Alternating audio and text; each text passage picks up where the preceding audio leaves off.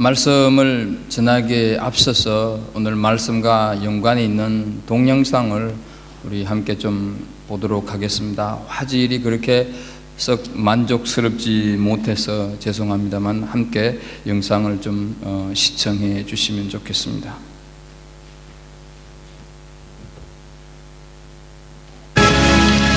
또 여기 근래에 있었던 놀라운 발굴에 대해 소개해드리고자 합니다. 지난 2500여 년의 긴 세월 동안 언약궤가 실종되어 왔음은 잘 알려진 사실이며 그동안 그 행방에 대해 여러 가설들과 추측들이 난무하는 가운데 언약궤를 찾으려는 수많은 시도들이 있었습니다. 그런 가운데 수년 전 권위 있는 고고학자이며 독실한 크리스찬인 란 와이어트가 성지를 방문 중 성령님의 강권적인 감화 감동에 의해 골고다의 예레미야 동굴 속에 언약궤가 감춰져 있다는 확신을 얻게 됐고 이스라엘 정부의 정식 허가를 받아 수년 동안 탐사를 하게 됐던 것입니다. 그 언약궤는 바벨론의 침략을 받았던 때에 약탈을 피해 황급히 운반되어 당시 골고다 속에 예레미야 동굴 안에 비밀리 보관되어 온 것으로 추정되었습니다. 2500여 년의 긴 세월 동안 묻혀 있었으므로 탐사는 수많은 역경에 부딪혔으나 그만 포기하려고 절망할 때마다 하나님은 천사들을 보내어 격려하였고 마침내 언약궤가 보관되어 있는 비밀 장소를 발견하게 됐던 것입니다. 그런데 그 비밀 장소에 바위 천정에 틈이 나 있었고 피의 흔적이 남아 있었으며 바위 틈을 따라 외부로 연결된 장소는 놀랍게도 바로 예수님의 십자가가 세워졌던 정확한 자리였던 것입니다. 그리고 십자가가 세워졌던 자리는 영화에서처럼 언덕 위가 아니라 사람들의 통행이 많은 도로 옆이었고 그 바위의 틈은 예수님께서 운명하시면서 강한 지진이 일어나 생긴 것으로 추정되었으며 십자가에서 흘러내린 예수님의 보혈이 그 바위 틈으로 스며내려 비밀 장소에 보관되어 있던 언약궤의 속죄자에 뿌려지게 됐다는 것입니다. 천상의 제단에 보혈이 뿌려짐으로써 인류와 세상의 속죄를 완성할 수 있으셨음에도 불구하고 지상의 속죄자에까지 보혈이 뿌려지도록 역사하신 하나님의 놀라운 섭리를 깨닫게 되는 것입니다. 더욱 놀라운 사실은 그 바위 틈에서 채취한 혈흔에 수분을 가하여 정밀 분석한 결과 혈액이 아직도 살아있음을 발견한 것이며 특히 부친으로부터 유전되는 염색체는 발견할 수 없었고 모친이 동정녀일 때만 나타나는 염색체임을 확인하게 됐던 것입니다. 이스라엘 정부가 이 사실을 철저히 은폐하고 있어 공개적인 검증은 아직 거치지 못하고 있지만 가까운 장래에 진실이 밝혀질 것으로 판단되고 있습니다. Good evening, Ron. Thank you very much for all three for seminars. Wonderful, thank you. My question is that you said that you had the blood of our Lord examined by the Israelis. That's correct. What was their determination of that? Okay.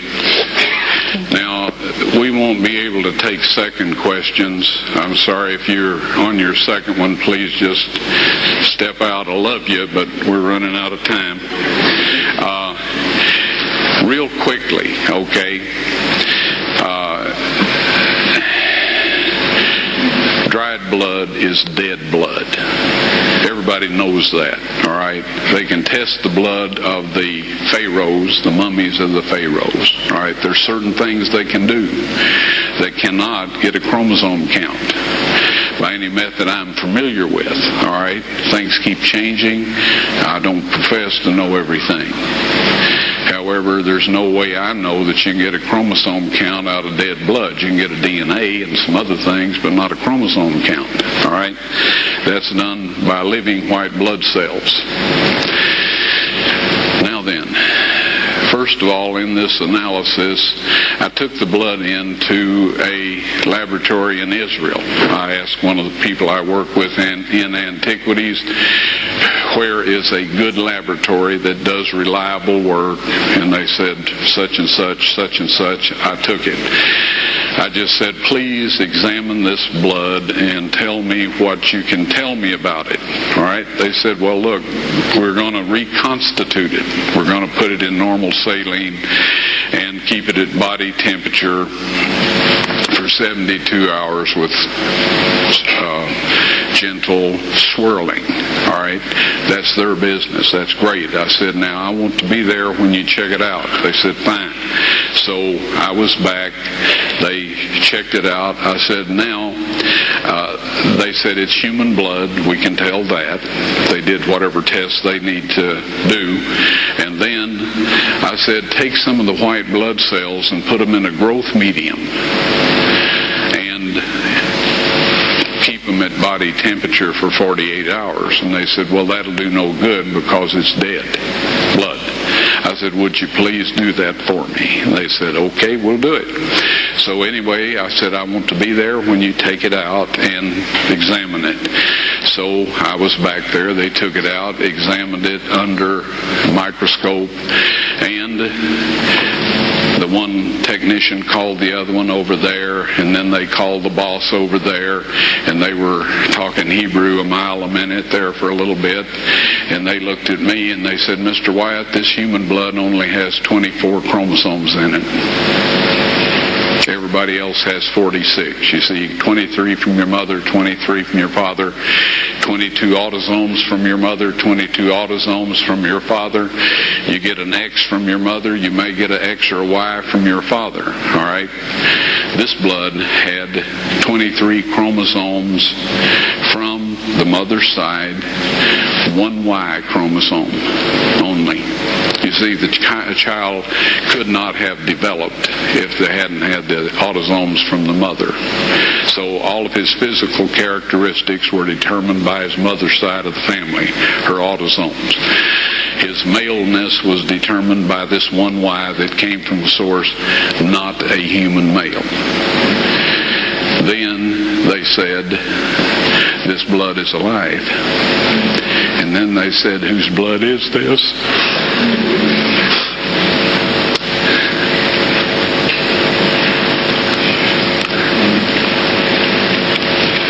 I said, it's the blood of your Messiah.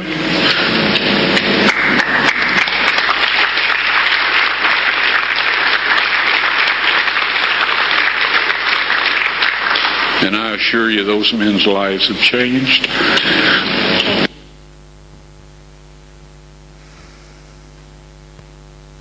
천년이 두 번 더 지난 세월이지만 이 놀라운 예수 그리스도의 보혈에 대한 영상이었습니다.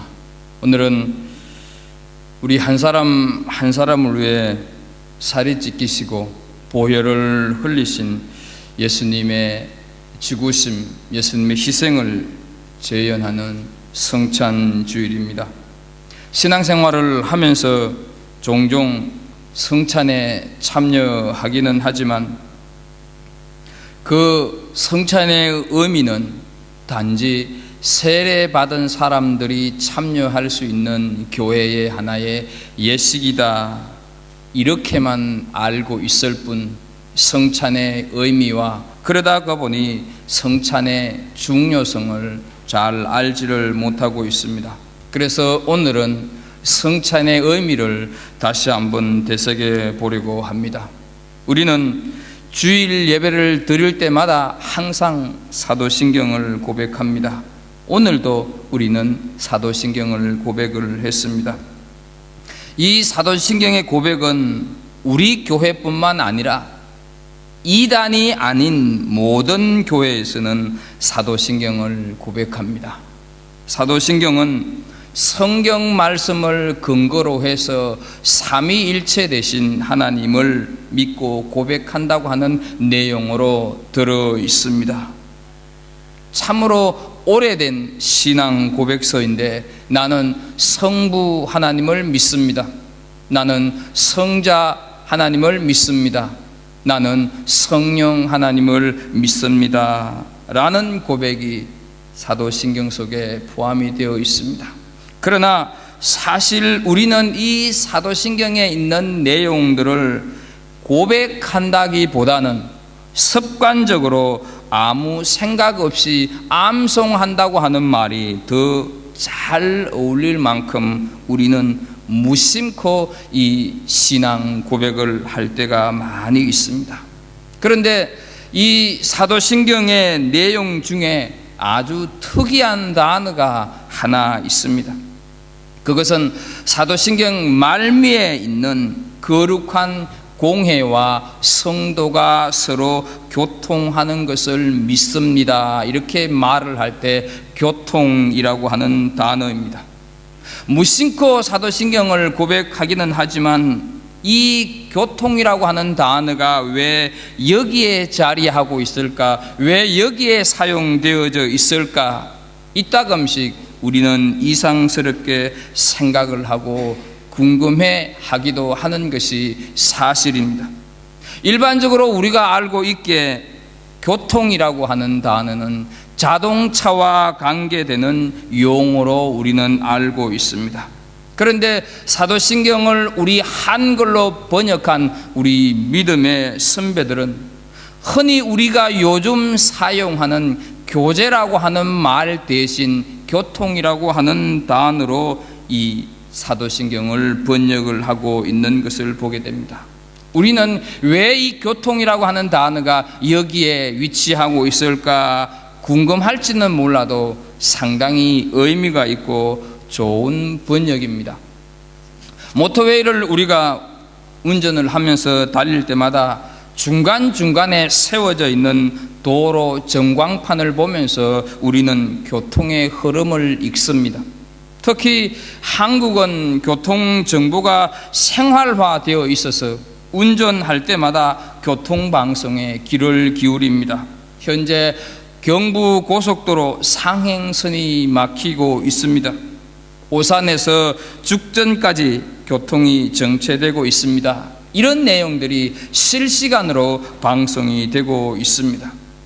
원래 교통이라고 하는 단어 속에는 일방통행이라고 하는 개념은 없습니다. 항상 양방향을 내포하고 있는 단어입니다. 이런 점에서 성도들의 교통을 믿습니다 라고 고백하는 데는 많은 의미가 들어있다 하는 것이지. 부부지간이나 부자지간에도 교통이 양방향으로 오고 가야 가정에 진정한 행복이 있습니다. 마찬가지로 하나님과 그 하나님의 백성 사이에 또한 성도와 성도 사이의 교통 역시 언제나 양방향이어야 한다 하는 것이죠.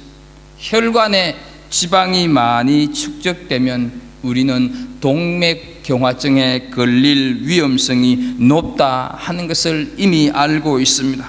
자동차가 어느 한쪽 방향으로만 몰리면 교통체증 현상이 일어나듯이 우리가 신앙생활을 하면서 하나님과의 사귐, 성도들 간의 교제, 어떤 사귐이든지 간에 양방향으로 시원하게 뚫려서 오고 가야 그것이 정상적인 삶이고 정상적인 신앙생활이다 하는 것이죠.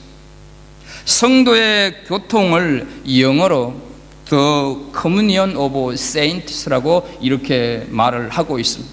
여기에서 중간에 있는 단어 커뮤니온은 일반적으로 오늘 우리가 행하게 될 성찬을 의미하고 있습니다. 말하자면 우리가 성찬을 행할 때마다 일종의 교통이 일어나고 있다 하는 뜻입니다. 어떤 종류의 교통이 일어나고 있는 것입니까? 성도와 성도를 하나로 묶어주는 하나됨의 교통이 일어나고 있다 하는 것이죠. 예수 그리스도의 살과 피를 함께 먹고 마시는 거룩한 예식을 통해서 그리스도인들은 예수 그리스도를 통하여서 서로가 서로에게 오고 가고 한다 하는 것이죠. 성찬은 예수 그리스도의 피를 우리 한 사람 한 사람이 수혈받는 것과 마찬가지입니다. 그래서 우리 모두는 다 영적으로 가족이 되는 것입니다.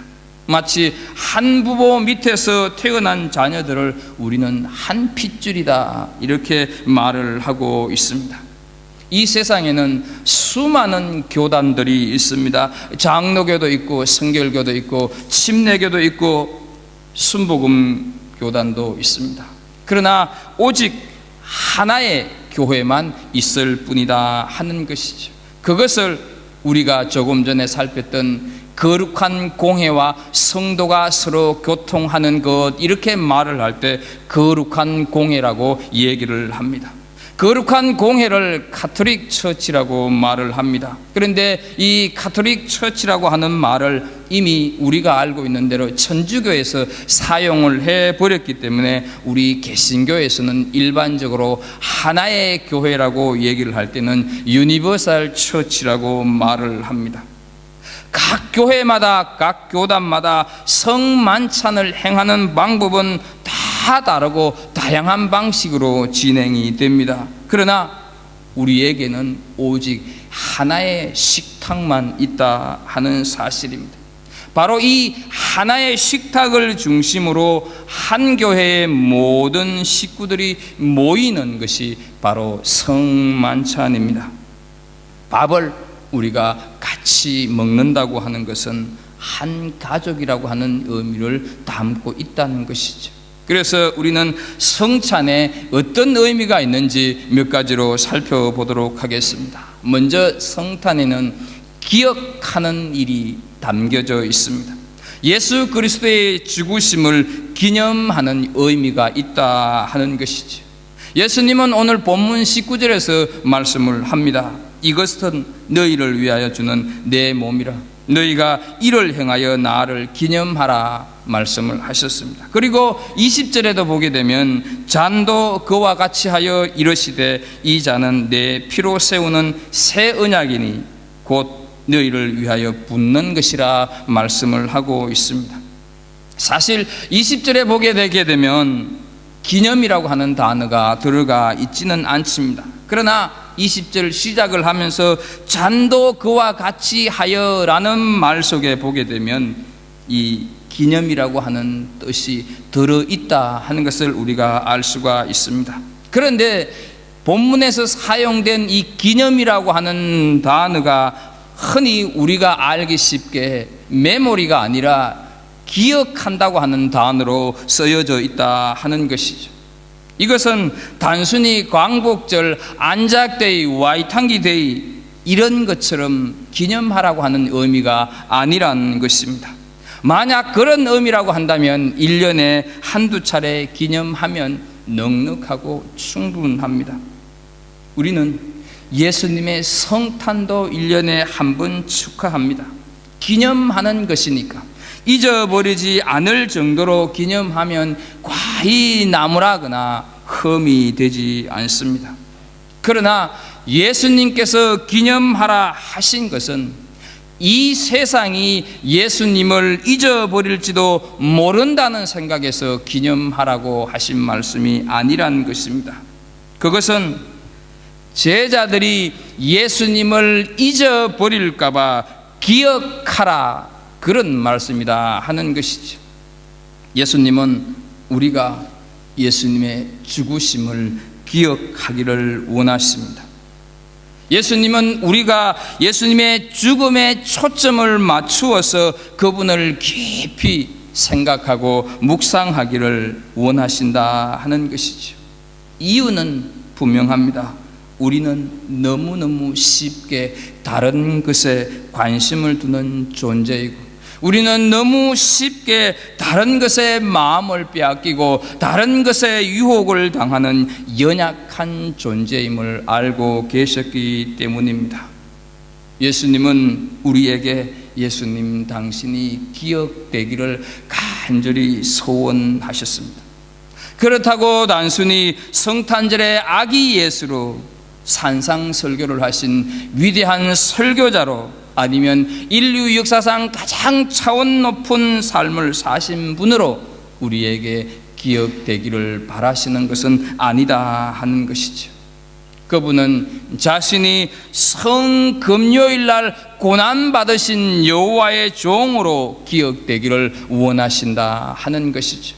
그래서 이사야서 53장 5절에 보게 되면 그가 찔림은 우리의 허물 때문이요 그가 상함은 우리의 죄악 때문이라.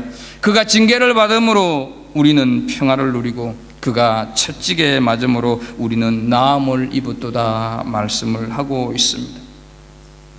떡을 떼고 잔을 부어서 제자들에게 건네주실 때 예수님은 이미 자신의 생명을 내어주고 계셨다 하는 것이죠. 너희를 위한 내 생명이다. 받아 먹으라, 받아 마시라. 떡을 떼고 잔을 나누시고 그 부어지는 일을 통해서 이미 예수님은 죽고 계셨다 하는 것이죠. 그래서 그분과 함께 그 모든 제자들이 둘려 앉았던 그 잡히시기 전날 밤은 바로 예수 그리스도의 임종 식탁이었다 하는 것을 우리는 알게 됩니다. 이것을 우리는 결코 잊어서는 안 되고 이것을 우리는 결코 기억해야 할 것입니다. 사랑하는 성도 여러분, 예수님을 누구로 기억하고 계십니까? 예수님의 어떠한 추억들이 여러분들에게 있어서 이 힘들고 어려운 이민자의 삶을 지탱하고 만들어가고 있습니까? 예수님에 대한 어떤 기억이 내 신앙의 삶 가운데 있습니까? 예수님은 나에게 생명을 주시면 물론이거니와 예수님은 내 아픔, 내 서러움, 내 모든 고통을 받아주시고 고쳐주시고 인도해 주시는 분이십니다. 이것을 오늘 이 성찬 예식을 통하여서 다시 한번 고백할 수 있기를 주의 이름으로 축복합니다. 성찬식의 두 번째 의미는 당연히 희생입니다. 이 떡은 너희를 위하여 주는 내 몸이라.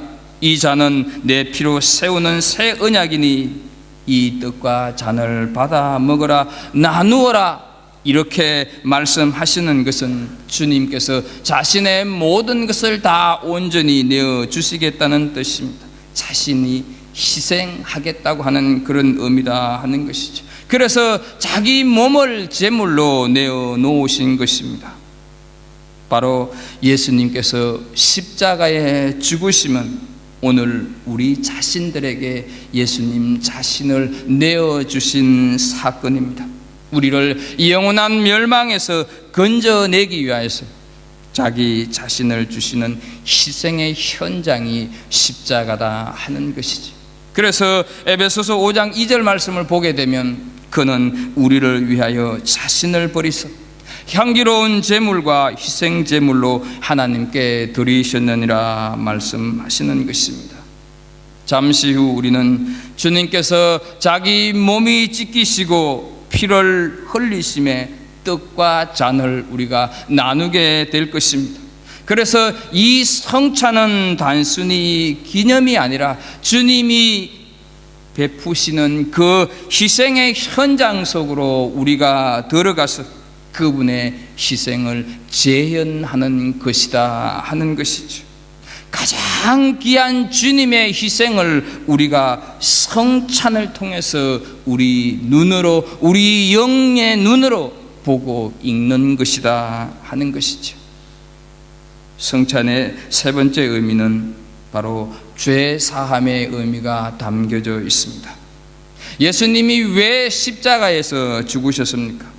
그가 죄를 범했기 때문이 아닙니다.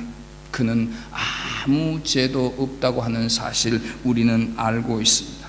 그렇다면 왜 십자가에 못 박혀 죽으셔야 했는가? 그것은 내가 범한 죄를 대신 지시고 내가 받을 죄의 형벌을 대신 받기 위함이었다 하는 것입니다. 그런데 이 사실을 믿기가 참 어렵습니다. 이 사실이 잘 믿어지지 않는다 하는 것이죠. 아담 한 사람 때문에 죄가 이 세상에 들어오고 그 죄가 사람이라고 하면 누구에게도 제외됨이 없이 아담의 죄가 전이 되어서 내려오기 때문에 사람은 다 죄인입니다 하는 이 사실이 도무지 믿어지지 않고 도무지 이해가 되지 않는다 하는 것이죠. 그런데 내가 이해되지 않고 내가 믿어지지 않는다 할지라도 그것이 사실에서 변함은 없다 하는 것이죠. 그래서 예수 믿는 사람들은 예수 그리스도 안에서 그 죄를 용서받습니다. 그 죄의 용서의 근거가 무엇입니까? 우리의 선행입니까? 아니면 우리의 종교적인 열심입니까? 이런 모든 것들은 아무 소용이 없고 나의 죄를 대신 짊어지시고 내 대신 죄의 형벌을 받으신 예수 그리스도의 십자가의 죽으심 때문에 내가 죄사함, 용서함을 받을 수 있었다 하는 사실이죠. 그것을 마태복음 26장 28절에 보게 되면 이것은 죄사함을 얻게 하려고 많은 사람을 위하여 흘리는 바 나의 피 곧 언약의 피니라 예수님이 말씀을 하셨습니다. 예수님께서 십자가에 달려 죽으셨기 때문에 우리 모든 죄가 용서받게 된 것입니다. 따라서 우리가 떡과 잔을 나누는 이 성찬은 예수 그리스도를 구주로 믿는 우리가 그분의 십자가의 죽으심을 통해 모든 죄를 용서함을 받았다 하는 이 사실을 우리 스스로가 정언하고 우리 스스로가 증거하는 것입니다. 이 사실이 믿어지지 않고 이해되지 않는 성도들에게 오늘 이 사실이 오늘 이 순간에 믿어지기를 주의 이름으로 축복합니다. 성찬의 네 번째 의미는 전하는 데 있습니다. 선포하는 데 있다 한 것이죠. 성찬에 대해서 마태, 마가, 누가, 요한 사복음서에 골고루 기록이 되어 있는데 이 사복음서 말고 고린도전서에도 기록이 되어 있습니다. 고린도전서 11장 26절에 보게 되면 너희가 이 떡을 먹으며 이 잔을 마실 때마다 주의 죽으심을 그가 오실 때까지 전하는 것이니라 말씀을 하고 있습니다. 오늘 우리는 주님의 베푸시는 식탁 앞에 성찬에 참여하기 위해서 모였습니다. 왜 모였다고 생각을 하십니까? 우리는 주님의 그 죽으심을 기억하고 주님의 그 희생을 기억하고 죄 사함의 의미가 있음을 오늘 이 시간에 살폈습니다. 그렇다면 그 사실을 전해야 합니다. 그렇다면 그 사실을 알려야 합니다. 예수님께서 죽으신 이유, 예수님께서 죽음 당하심의 의미를 선포해야 한다 하는 것이죠. 예수님께서 그가 사람들에게 제시했던 이런저런 아이디어가 제때를 만나지 못했기 때문에 죽으신 분이 아닙니다. 예수님께서 당시 종교 지도자들과의 얽히고 설킨 그 알력 때문에 죽으신 것도 아닙니다. 자기 희생이라는 고상한 도덕적인 만족을 만천하에 보여주시기 위해서 죽으신 것도 아닙니다. 우리 한 사람 한 사람의 죄 때문에 그 죄를 짊어지시고 죽음을 당했습니다. 대속적인 죽음을 당했다 하는 것이죠. 그것을 우리는 열방에 알려야 한다 하는 것이죠. 그것을 전하여서 세계 모든 민족들이 구원에 이르도록 해야 한다 하는 것이죠. 전도와 선교가 필요한 이유가 여기에 있다 하는 것입니다. 정글로 우겨진 열사의 나라에 영하 10도 20도가 좋게 내려가는 동토의 나라에 기독교인이라면 언제 죽을지 모르는 회급권에서 청춘을 보내고 마지막 남은 생애를 바치기 위하여서 선교사들이 그 험한 곳을 향해서 가는 이유가 여기에 있다 하는 것이죠. 예수 그리스도의 죽음의 이유를 알리지 않으면 그분의 죽음이 헛될 뿐더러 그 수많은 영혼들이 구원받지 못하기 때문에 그것을 알기 때문에 그것을 전하러 온 선교사들이 가는 것이다 하는 거죠. 내가 가지 못했기 때문에, 내가 가지 않았기 때문에 그들이 대신 가는 것입니다. 언제까지 이것을 전해야 합니까? 그가 오실 때까지, 주님 오실 때까지 전해야 한다 하는 것. 그래서 선교와 전도는 계속되어져야 한다 하는 것입니다. 마지막으로 성찬은 하나됨을 의미합니다. 모든 나라, 모든 교파들이 때와 시간과 장소, 방법은 다르지만 성찬은 하나입니다. 왜냐하면 한 분 예수 그리스도의 살과 피를 먹고 마시기 때문입니다. 교파가 다르고 교리가 달라도 서로 하나다 하는 것이죠. 그래서 하나님은 고린도전서 10장 16절과 17절에서 우리가 축복하는 바, 축복의 자는 그리스도의 피에 참여함이 아니며 우리가 떼는 떡은 그리스도의 몸에 참여함이 아니냐. 떡이 하나요 많은 우리가 한 몸이니 이는 우리가 다 한 떡에 참여함이라 말씀을 하고 있습니다.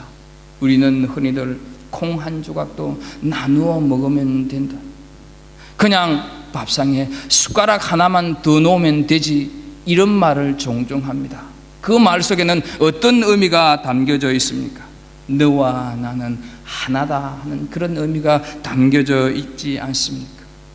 장로교만을 위한 그리스도가, 천주교만을 위한 그리스도가, 감리교회만을 위한 그리스도가 따로 계시지 않는다 하는 것이죠. 오직 하나의 교회, 오직 한 분 예수 그리스도가 계실 뿐이라는 것입니다. 그래서 우리는 하나입니다. 서두에서 커뮤니온이 성찬을 의미한다고 말씀을 드렸습니다. 이 커뮤니온에서 소통, 대화를 의미하는 커뮤니케이션이라고 하는 영어가 생겼습니다. 성찬 예식은 예수 그리스도의 살과 피를 먹고 마시는 성도들이 서로 소통하고 서로 교통하고, 그래서 예수 그리스도의 죽으심이 나를 위한 것임을 기억하고 그것을 전하고 선포하여서 열방이 주께 돌아오게 하는 데 있다 하는 사실입니다. 오늘 성찬에 임하시면서 이 성찬의 의미를 다시 한번 되새기면서 신앙생활에 적용하는 은혜가 있기를 주의 이름으로 축복합니다. 기도하겠습니다. 하나님 아버지, 우리에게 성찬을 베풀게 해 주셔서 감사합니다. 1년에 서너 차례씩 성찬에 참여하지만 성찬에 어떤 의미가, 어떤 중요성이 있는지 잘 알지 못했는데 오늘 가르쳐 주셔서 감사합니다. 하나님, 이 성찬의 의미를 늘 되새기면서 우리 신앙에 적용하게 해 주셔서 우리가 서로 한해됨을 만방에, 그래서 함께 울고 함께 웃는 갈보리 공동체가 되게 하여 주옵소서. 예수님의 이름으로 기도하옵나이다. 아멘.